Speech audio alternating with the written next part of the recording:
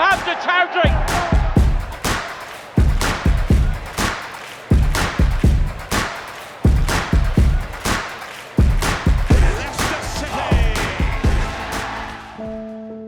ঠিক 10 বছর আগে ফুটবল বিশ্ব অবাক হয়ে দেখছিল রূপকথার এক জয়যাত্রা।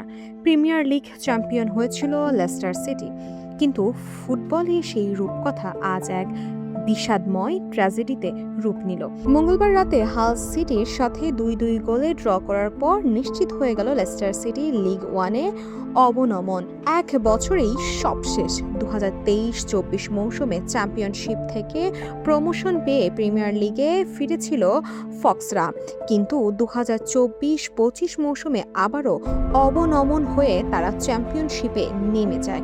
আর এবার চ্যাম্পিয়নশিপের লড়াইয়েও টিকতে পারল না তারা। মাত্র 10 বছরের ব্যবধানে প্রিমিয়ার লিগ জয়ী থেকে তৃতীয় স্তরে নেমে যাওয়ার এমন করুণ নজির ইংলিশ ফুটবলে বিরল। ম্যাচের চিত্র ও সমর্থকদের ক্ষোভ। হাল সিটির বিরুদ্ধে জয়ের বিকল্প ছিল না লেস্টারদের। জর্ডান জেমস ও লিউক টমাসের গোলে এক সময় জয়ের স্বপ্ন দেখেছিল সমর্থকরা, কিন্তু ওলি ম্যাকবার্নির সমতাসূচক গোল লেস্টারের কফিনে শেষ পেরেকটি ঢুকে দেয়। ম্যাচ শেষে গ্যালারিতে ছিল অগ্নিগর্ভ পরিস্থিতি।